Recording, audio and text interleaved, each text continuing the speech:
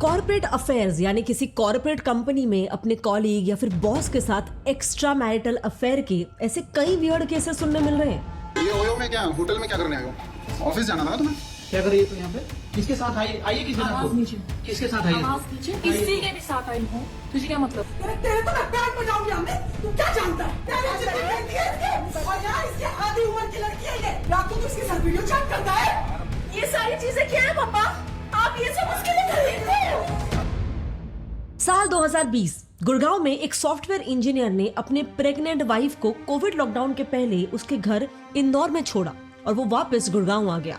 लेकिन इसके बाद 2 साल तक उसने अपनी बीवी और उसके न्यूबॉर्न बच्चे से कोई कांटेक्ट ही नहीं किया। इससे परेशान होकर जब वाइफ वापस गुड़गांव आई तब उसे पता चला कि हस्बैंड ने तो उसके ऑफिस की ही एक लड़की से शादी कर ली, दोनों साथ में रह भी रहे हैं और उन्हें लॉकडाउन के बाद तो एक बच्चा भी हो गया था। मुझे कोविड हो गया है और मैं जल्दी मरने वाला हूँ, ये शब्द बोल के मुंबई में एक आदमी ने अपने वाइफ का कॉल कट कर दिया। कई दिन परेशान होने के बाद यहाँ वहाँ ढूंढने के बाद वाइफ ने फाइनली मिसिंग कंप्लेंट फाइल की।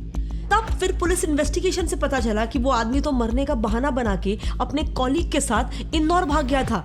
उसका एक्स्ट्रा मैरिटल अफेयर चल रहा था और इसीलिए उसे अपनी बीवी से कैसे भी करके पीछा छुड़वाना था। लेकिन इनसे भी ज्यादा खतरनाक केसेस हो चुके हैं जहां लोगों ने लिटरली मर्डर जैसे क्राइम्स कमिट कर दिए हैं सिर्फ अपने एक्स्ट्रा मैरिटल ऑफिस अफेयर्स के लिए। चेन्नई के एक पुलिस ऑफिसर ने अपने कॉलीग के लिए अपनी बीवी का मर्डर कर दिया। बेंगलुरु में हारिनी नाम की एक औरत ने उसके को वर्कर के साथ अपना एक्स्ट्रा मैरिटल अफेयर खत्म करने की कोशिश की तो उसके को वर्कर ने, जिसका नाम यशस था, उसने हरिनी का ही मर्डर कर दिया। और सोनम रघुवंशी वाला हनीमून मर्डर केस तो हम सब जानते हैं। इसमें भी राज, जो सोनम का बॉयफ्रेंड था, वो एक्चुअली में उसका ऑफिस एम्प्लॉय था जिसने सोनम के साथ मिलकर राजा का यानी कि उसके हस्बैंड का मर्डर कर दिया। एंड ऐसे सिर्फ इक्के दुक्के केसेस नहीं है, इनका ऑफिशियल स्टैट्स भी काफी शॉकिंग है। इकोनॉमिक टाइम्स में पब्लिश्ड एक सर्वे के हिसाब से इंडिया में 34% एम्प्लॉइज का ऑफिस अफेयर रह चुका है।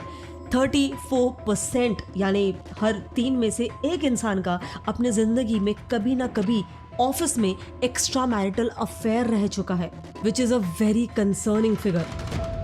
ये है ग्लेंडन, जो कि टिंडर और बम्बल जैसे ही एक पॉपुलर डेटिंग ऐप है, मगर सिर्फ शादीशुदा लोगों के लिए।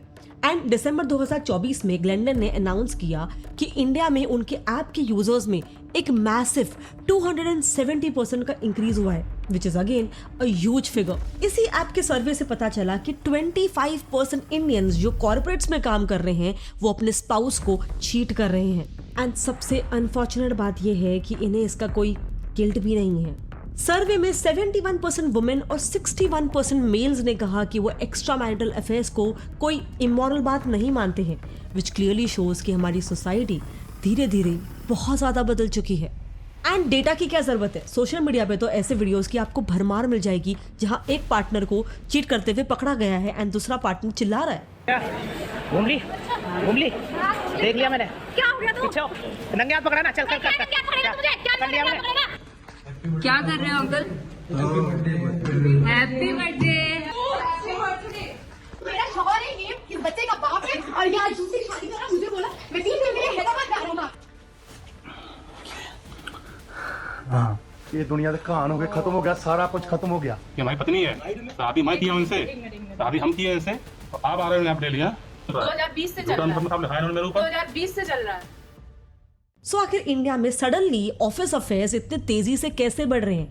क्या ऐसी कोई गलतियां हैं जो एक पार्टनर कर रहा है रिलेशनशिप में या कर रही है जिस वजह से दूसरा पार्टनर मजबूर हो जा रहा है एक्स्ट्रा मैरिटल अफेयर करने के लिए? देखो, सबसे पहले तो an affair is never the solution, an affair is never justified. लेकिन हाँ, इस सब्जेक्ट पर डेज ऑफ रिसर्च करने के बाद हमें कुछ ऐसे मिस्टेक्स मिले हैं जो कपल्स जाने अनजाने में कर रहे हैं, लेकिन these mistakes are literally killing their marriage. इसके अलावा कॉर्पोरेट कंपनी के एम्प्लॉइज का वर्क एनवायरनमेंट भी एक मेजर रीजन है। इनफैक्ट एक सर्वे से पता चला कि मेजॉरिटी ऑफिस अफेयर्स के पीछे का रीजन है ऑफिस में होने वाली wild parties.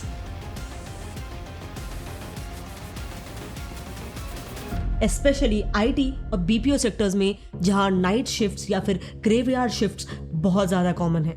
So actually in unconventional shift timings जैसे कि रात के ग्रेवयार्ड शिफ्ट्स में होता क्या है कि टाइमिंग्स की वजह से मेजॉरिटी एम्प्लॉइज अपने सोशल सर्कल से कट ऑफ हो जाते हैं। जिस वजह से ऐसा देखा गया है कि कई कॉर्पोरेट एम्प्लॉइज ऐसे पार्टीज अटेंड करते हैं जिन्हें कहा जा रहा है वाइल्ड पार्टीज। अब ये पार्टीज कंपनी ने ही ऑर्गेनाइज किए हो सकते हैं या फिर कोई एक कॉलीग या फ्रेंड ऑर्गेनाइज किया हो सकता है, मगर यहाँ सबसे कंसर्निंग बात यह है कि अक्सर इन पार्टीज में फिजिकल रिलेशनशिप्स बनते हैं या फिर कैजुअल हुकअप्स होते हैं। टेलीग्राफ ने इंडियन मेट्रो सिटीज में एक सर्वे किया था तो उससे पता चला कि मुंबई के 89% सर्वेड एम्प्लॉइज और बेंगलुरु के 74% एम्प्लॉइज ने कहा कि हाँ वो ऐसी पार्टीज अटेंड करते हैं एंड हाँ इन पार्टीज में फिजिकल रिलेशनशिप्स या फिर कैजुअल हुकअप्स होते हैं।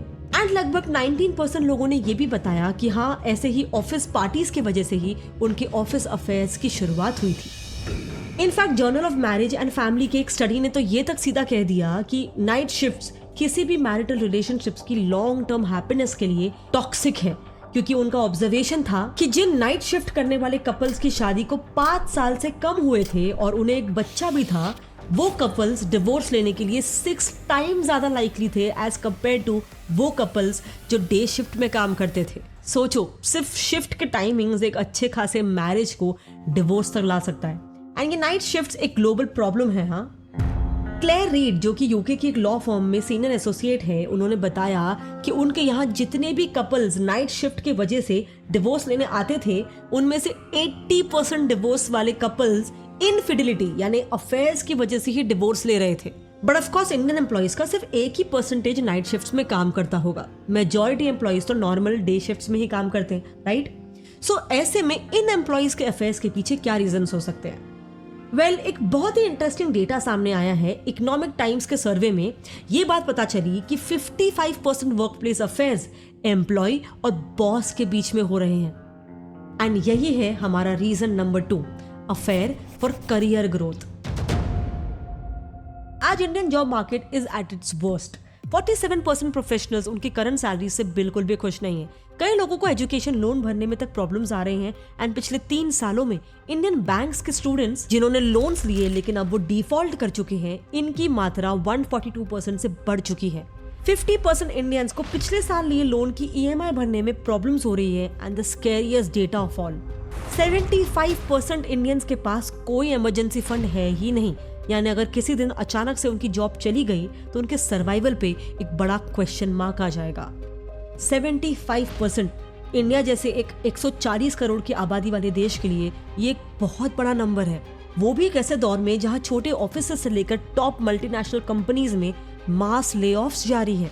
Almost 40,000 employees lost their jobs. More than 10,000 artists have lost their jobs overnight in India, now facing financial distress. Between 60 and 80,000 workers in India lost their jobs, and it's not over yet. So, अब ऐसे में क्या मुझे सही में proof करने की जरूरत है कि आखिर क्यों 55% वर्कप्लेस अफेयर्स एम्प्लॉइज का उनके बॉसेस के साथ हो रहा है? एक रिसर्च फर्म साइनोवेट ने मुंबई, दिल्ली, पुणे जैसे मेट्रो सिटीज के 500 कंपनीज में जब सर्वे किया, उस सर्वे में 44% रिस्पोंडेंट्स ने एग्री किया कि हाँ ऑफिस अफेयर उनके करियर में ग्रोथ हासिल करने का सबसे क्विकेस्ट तरीका है। इनफैक्ट 30% यानी हर 10 में से 3 एम्प्लॉइज ने तो ये तक एग्री किया कि हाँ ऑफिस अफेयर की वजह से ही उन्हें जल्दी हाइक्स और प्रमोशंस मिले हैं। ये केस देखना, मुंबई की एक डेवलपमेंट मैनेजर रंजना ने हिंदुस्तान टाइम्स को बताया कि उनकी शादी को 7 साल हो चुके हैं और उन्हें एक 4 साल का बच्चा भी है, लेकिन फिर भी वो अपने ऑफिस में एक जूनियर के साथ एक्स्ट्रा मैरिटल रिलेशनशिप में है।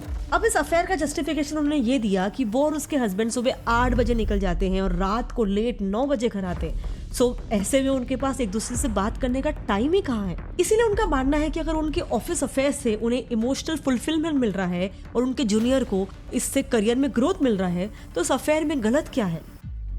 अब इनका स्टेटमेंट काफी डिबेटेबल है, मेरे तो पल्ले में नहीं आ रहा, लेकिन उन्होंने कॉर्पोरेट अफेयर्स का अगला इंपॉर्टेंट रीजन हाईलाइट किया जिससे आज कई इंडियंस अफेयर्स करने के लिए ऑलमोस्ट वल्नरेबल हो चुके हैं, विच इज ओवरवर्क।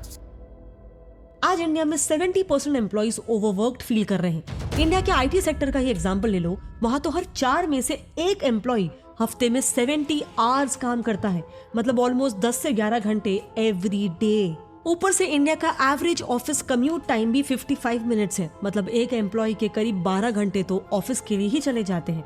अब मिनिमम 7 घंटे तो किसी को भी सोना पड़ेगा, 2 से 3 घंटे ब्रेकफास्ट डिनर वगैरह के लिए निकाल लो। सो क्या इंडिया में एक कपल को आपस में ठीक से बात करने का भी कोई टाइम मिलता है? क्या एक कपल को एक दूसरे को समझने का, एक दूसरे से शेयर करने का, एक दूसरे को इमोशनली सपोर्ट करने का वाकई में टाइम मिलता भी है?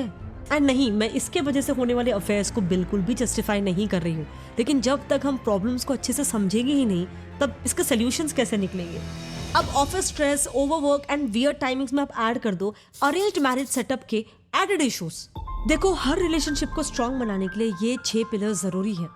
High corporate stress environment, work schedule and overwork की वजह से रिलेशनशिप्स में ट्रस्ट एंड कम्युनिकेशन इश्यूज कैसे हो रहे हैं वो तो हमने डिस्कस कर लिया। मगर इंडिया के अरेंज्ड मैरिज सेटअप में यूजुअली शेयर्ड वैल्यूज और गोल्स भी कॉम्प्रोमाइज हो जाते हैं। एशली मैडिसन, जो भी ग्लेंडन की तरह ही एक एक्स्ट्रा मैरिटल डेटिंग ऐप है, उन्होंने जब अपने 75,000 इंडियन यूजर्स का सर्वे किया तब उसमें सामने आया कि 75,000 यूजर्स में से 80% यूजर्स की अरेंज्ड मैरिज हुई थी। मतलब उस ऐप में जितने भी लोगों ने लॉग इन किया था एक्स्ट्रा मैरिटल अफेयर करने के लिए, उसमें से 80% यूजर्स की अरेंज्ड मैरिजेस हुई थी। जाहिर है ये कोई कोइंसिडेंस नहीं है, ये डेटा हमारी सोसाइटी की सबसे बड़ी कमजोरी को दर्शाता है। नहीं, अरेंज मैरिजेस में कोई प्रॉब्लम नहीं है। आज भी इंडिया में होने वाली शादियों में से 93% अरेंज्ड ही है, विच इज फाइन। प्रॉब्लम ये है कि द हिंदू के रिपोर्ट के हिसाब से हर 10 में से 4 लड़कियों का उनकी शादी में कोई से ही नहीं होता है। वो किससे शादी करेंगे, कब शादी करेंगे, ये सब कुछ उनके पेरेंट्स उनके लिए डिसाइड करते हैं। और इसीलिए 2010 के एक दूसरे रिपोर्ट के हिसाब से इंडिया में 78% लड़कियां ऐसी थी जो अपने हस्बैंड को शादी के बस 1 महीने पहले से ही जानती थी। और उसमें से भी, ये ध्यान से सुनना, 78% में से भी 66% औरतें तो ऐसी थी जो अपने हस्बैंड से पहली बार सीधा शादी के दिन पे ही मिल रही थी। अब ये डेटा पुराना जरूर है, लेकिन इसी की वजह से आज भी ऐसे कई कपल्स हैं जो 10 साल 20 साल से शादीशुदा तो हैं, लेकिन वो एक दूसरे से बिल्कुल भी कनेक्टेड नहीं फील करते हैं। वो एक दूसरे से प्यार नहीं करते हैं, वो एक दूसरे के फर्स्ट चॉइस नहीं है। हाँ, इतने सालों में उन्होंने साथ रहना सीख लिया है, लेकिन उनके इंटरेस्ट, उनके गोल्स एक दूसरे से बिल्कुल भी अलाइन नहीं करते हैं। अब अगर आप एक renowned psychologist doctor John Gottmann की एक स्टडी देखोगे, जिसमें उन्होंने लॉन्ग टर्म मैरिज यानी कि 25 से 50 साल की शादी के सक्सेस को पता लगाने के लिए 156 मिडिल और ओल्ड एज कपल्स को स्टडी किया। इस स्टडी में उन्होंने सभी कपल से पूछा कि इतने सालों तक एक हैप्पी मैरिज के लिए उनका सोर्स ऑफ हैप्पीनेस क्या था, तो ऑलमोस्ट सभी कपल्स ने मेजरली ये चीजें लिस्ट की। इस लिस्ट में अगर आप देखोगे तो ज्यादातर एक्टिविटीज वही है जो उन्होंने साथ में मिलके की थी, जैसे things done together recently, plans for the future और उनके ड्रीम्स। इन्हें ही तो शेयर वैल्यूज और गोल्स कहते हैं, जो दोनों भी पार्टनर्स मिलके उनके लाइफ के लिए प्लान करते हैं और फिर उन्हें अचीव करते हैं साथ में मिलकर। इनफैक्ट अमेरिकन्स, जिनके मैरिजेस का ट्रैक रिकॉर्ड कुछ खास नहीं है, वहां पे भी जब कुछ सक्सेसफुल कपल्स को स्टडी किया गया तो उनमें से भी 64% कपल्स ने यही बताया कि उनकी मैरिज सिर्फ और सिर्फ एक ही चीज की वजह से टिकी रही, शेयर्ड इंटरेस्ट। यानी कि ऐसे कई चीजें थी जो उन्हें हमेशा साथ में करने में मजा आता था, और ये उनके लिए एक दूसरे की तरफ कोई ड्यूटी या रिस्पॉन्सिबिलिटी नहीं थी, बल्कि ये उनका पैशन था। बट इंडिया में कपल्स का कॉमन इंटरेस्ट या फिर कंपैटिबिलिटी कहाँ देखी जाती है? शादी के मेजर फैक्टर्स तो सिर्फ कास्ट और इनकम स्टेटस होता है, बट वहीं पे अक्सर वर्क स्पेस में क्या होता है कि सिर्फ क्योंकि नेचर ऑफ वर्क सिमिलर है तो ज्यादा चांसेस हो जाते हैं कि किसी भी इंसान का उसके कॉलीग के साथ थॉट्स ज्यादा मैच करे, उन्हें सिमिलर काम करने में मजा आए और उनका गोल्स, उनके विजन भी एक दूसरे के साथ ज्यादा अलाइन हो। इसीलिए एक सर्वे में 50% कॉर्पोरेट एम्प्लॉइज ने बताया कि वो उनके साथ ज्यादा अट्रैक्टेड फील करते हैं जिनके जॉब्स उनके जॉब्स के साथ सिमिलर हो। बट रीजंस जो भी हो, 100 बात की एक बात है कि एक्स्ट्रा मैरिटल अफेयर्स घर बर्बाद कर देते हैं, परिवार तोड़ देते हैं, कपल के मेंटल हेल्थ पर असर तो पड़ता ही है, लेकिन अगर ऐसे रिलेशनशिप्स में बच्चे भी हो जाए तो अपने पेरेंट्स के ऐसे ब्रोकन मैरिजेस की वजह से बच्चों को जिंदगी भर का ट्रॉमा हो सकता है। स्ट्रेस, एंजाइटी, डिप्रेशन, ऐसे कई केसेस हैं जहां माँ बाप के एक्स्ट्रा मैरिटल अफेयर्स या फिर डिवोर्सेस की वजह से उनके बच्चों ने गलत कदम उठा लिए हैं। सो अब ऐसे में इसके सॉल्यूशंस क्या हो सकते हैं? वेल, कुछ ऐसे साइंटिफिक टेक्निक्स हैं जिस पर कई साइकोलॉजिस्ट और रिलेशनशिप काउंसलर्स की एकता है कि राय है कि हाँ, ये टेक्निक्स एक हेल्दी रिलेशनशिप मेंटेन करने के लिए या फिर एक ब्रोकन मैरिज को फिक्स करने के लिए डेफिनेटली काम करती है। सबसे पहला है चैपमैन्स 5 लव लैंग्वेज। 1992 में एंथ्रोपोलॉजिस्ट और मैरिज काउंसलर गैरी चैपमैन ने द 5 लव लैंग्वेजेस स्टडी को पब्लिश किया, जिसमें उन्होंने 5 ऐसे तरीके बताए जिससे कपल्स अपने रिलेशनशिप के स्पार्क को मेंटेन रख सकते हैं। पहला है वर्ड्स ऑफ एफर्मेशन, यानी रेगुलर अप्रिसिएशंस करना, रोमांटिक टॉक्स करना एक्सेट्रा। दूसरा है quality time every week, every month and every year, यानी अपने पार्टनर के साथ डेट नाइट्स, स्टेकेशंस या फिर लॉन्ग ट्रिप्स प्लान करना। तीसरा है गिफ्ट्स। अब इसमें ऐसा जरूरी नहीं है कि गिफ्ट्स बहुत ही एक्सपेंसिव हो, पर ऐसी चीजें जिससे आपका पार्टनर अप्रिशिएटेड फील करे। चौथा है एक्ट्स ऑफ सर्विस। ये काफी लोगों का लव लैंग्वेज भी होता है, जहां एक पार्टनर दूसरे पार्टनर के लिए कुकिंग हो गया, मसाज या ऐसा उनका कोई भी काम उनके बोले बिना करके उन्हें रिस्पेक्टेड और स्पेशल फील करवाता है। And lastly physical touch. अच्छा, फिजिकल टच में भी एक सर्वे ने एक इंटरेस्टिंग ऑब्जर्वेशन नोट किया। कपल्स जो ऑन एन एवरेज वीक में 3 बार फिजिकली इंटीमेट होते थे, उनके रिलेशनशिप के सक्सेस के चांसेस हायर थे as compared to other couples. But again India में अनफॉर्चुनेटली कई रीजंस की वजह से, जैसे first of all your sex is a taboo, then staying with in laws, या फिर बच्चों की वजह से, या in general lifestyle reasons and monotony की वजह से कपल्स में physical attraction over a period of time बहुत कम हो जाता है। इनफैक्ट यही रीजन हो सकता है कि आज ऑफिस अफेयर्स होने का 6th major reason is lack of physical intimacy with spouse. Again ये बिल्कुल भी जस्टिफाई नहीं करता एक्स्ट्रा मैरिटल अफेयर को, but this is just something to work on. एक और अच्छी टेक्निक है जो कुछ डॉक्टर्स सजेस्ट करते हैं, which is establishing no phone zones. एक New York based marriage coach Peter McFadden ने बताया कि उन्होंने 18 सालों में 5000 कपल्स को ट्रीट किया है, और बहुत सारे कपल्स का यही कहना होता है कि आई विश ही और she would not look at the phone when I am talking to him. इसीलिए पीटर के हिसाब से इसका एक ही सोल्यूशन है, declare beds as no phone zones, ताकि अभी के हेक्टिक वर्क शेड्यूल्स में एटलीस्ट सोने से पहले कपल्स आपस में बात कर सके, उनको कुछ पलों की प्राइवेसी मिल सके। बट हाँ, एक चीज़ मैं कहना चाहूँगी, डेफिनेटली मैं कोई रिलेशनशिप एक्सपर्ट नहीं हूँ, साइकोलॉजिस्ट नहीं हूँ, डॉक्टर नहीं हूँ, बट हाँ एक बात फॉर श्योर है, अगर कोई भी कपल अपने रिलेशनशिप में स्ट्रगल कर रहा है तो उन्हें कपल थेरेपीज डेफिनेटली लेनी चाहिए। हमारे देश में कई चीज़ों की तरह ये भी एक बहुत बड़ा टैबू है। लोग कहते हैं कि घर की बात घर में ही रहनी चाहिए, बाहर वालों को क्यों बताना है। बट अभी ज़माना बदल चुका है।